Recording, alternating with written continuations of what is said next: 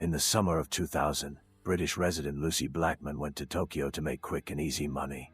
Unfortunately, this trip ended tragically for the girl. Lucy Blackman, a tall, pretty blonde, lived in Sevenoaks, Kent, with her mother Jane, sister Sophie and brother Richard. The children were 21, 19 and 16 years old respectively in the summer of 2000.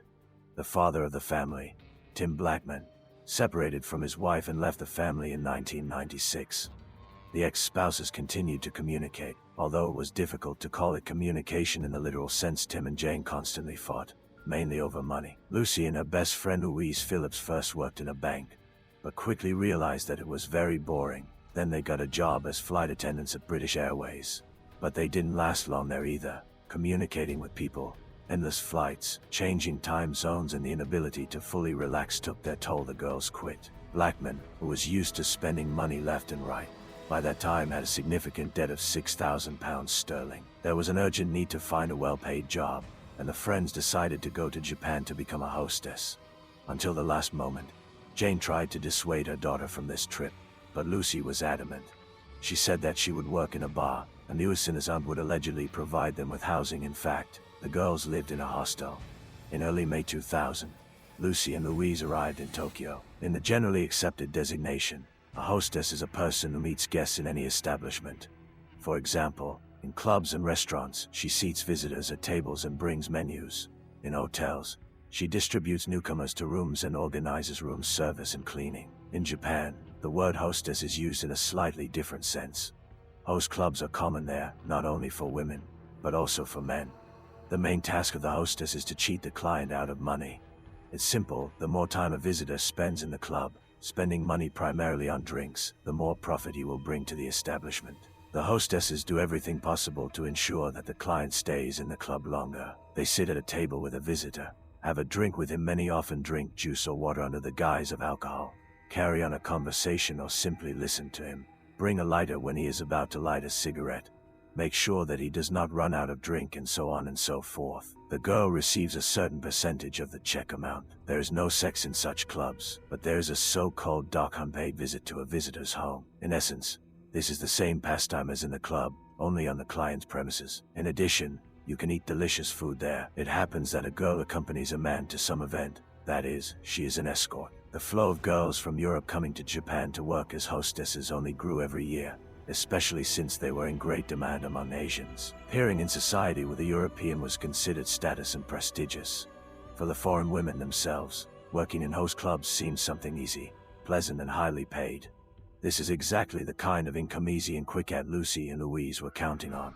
The girls arrived in Tokyo on a 90-day tourist visa and got jobs as hostesses at the Casablanca Club, which is located in Roppongi, perhaps the most famous hotspot in Tokyo. Despite her European appearance, Lucy did not have much success among clients. Perhaps too little time has passed since her arrival.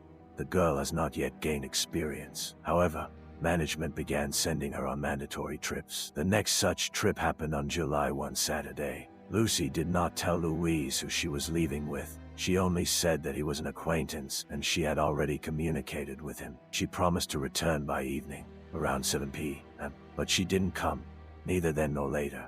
Louise waited calmly at first, but on Sunday she began to worry. I interviewed the girls at the club. Maybe someone could tell who Lucy left with. Nobody knew anything. On Monday, Louise went to the police, where she reported her friend missing. Since the girls came on a tourist and not a work visa, talking about the activities they were involved in was fraught, so Louise lied that Lucy had not returned from a regular date. The girl was forced to call Lucy's mother and tell the bad news. The Blackmans decided that someone needed to go to Tokyo to take part in the search as best they could. Sophie volunteered first, but Jane categorically forbade her to go alone. Then Tim agreed to the trip. What's surprising is that in such a short time, journalists managed to unearth information about the girls' activities, how they got to Japan, and even where they lived. But no one found out anything about the mysterious client. It's a pity. By September, there were 1,500 police officers working on the Lucy Blackman case. Thousands of leaflets with signs of the girl were hung around the cities. Tim and Sophie actually lived in Tokyo, showing public activity and thereby preventing the investigation from stalling. On the so-called the hotline received many calls, as often happens in such cases. Different people saw Lucy in different places at the same time. An important role was also played by the fact that for Asians all Europeans looked the same, so other girls were mistaken for the missing one. One day I received a call that seemed very interesting. A certain girl, also English, said that several years ago she came to Tokyo to work as a hostess, and one of the regular clients invited her in every possible way to his home on the coast. In the end, she gave up and went to visit him. I drank a little there and then suddenly passed out. In the morning, when I came to my senses, I was sure that this client had raped her. But I was embarrassed to go to the police. There have been enough similar calls over time. All the callers told virtually the same thing: a trip to a prestigious residential complex on the coast, wine, blackout.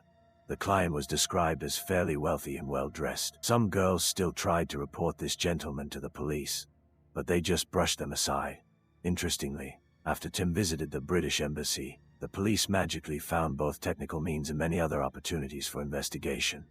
After analyzing the information from the injured girls, the investigation came to a certain Joji Obaru, a 48-year-old resident of Tokyo, leading a rather closed lifestyle. Yoji Obaru was born in August 1952 in Osaka, into a family of Korean immigrants, and his original name was Kim Sung-jong. Information about Kim's father varies. Either he made a fortune in taxi transportation, or in real estate, or in construction. Be that as it may, the Jeong family was far from poor, which allowed the boy to first study at a prestigious private school and then enter an elite Tokyo university, where Kim studied law and politics. After his father's death, Song-jong became a wealthy heir, including the owner of several properties in Tokyo and Osaka. He officially changed his name and became Joji Obara.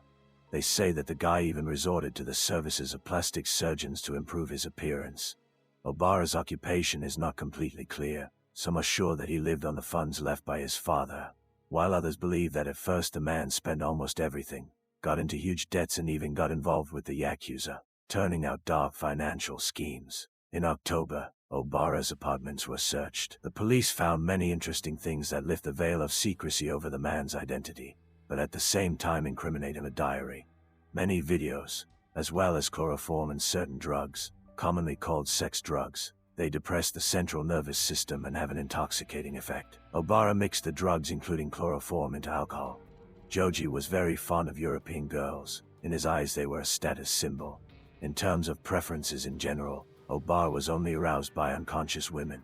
He became a regular at host clubs, including the Casablanca Club, where he found future victims. A couple of meetings in an establishment, then an invitation to a home to see the ocean and eat delicious food, a small dose of the drug in wine, and the guest passed out. At this time, Obara turned on the camera and raped the girl while recording. Police found hundreds of videos showing Obara raping unconscious hostesses. By the way, there were not only European women, but also Japanese women.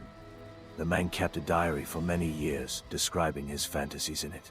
In particular, the desire to sleep with 500 women before the age of 50. Since 1983, the diary begins to mention a certain game of conquest. Unfortunately, there was no mention of Lucy in the diary. However, the girl was not in the video recordings.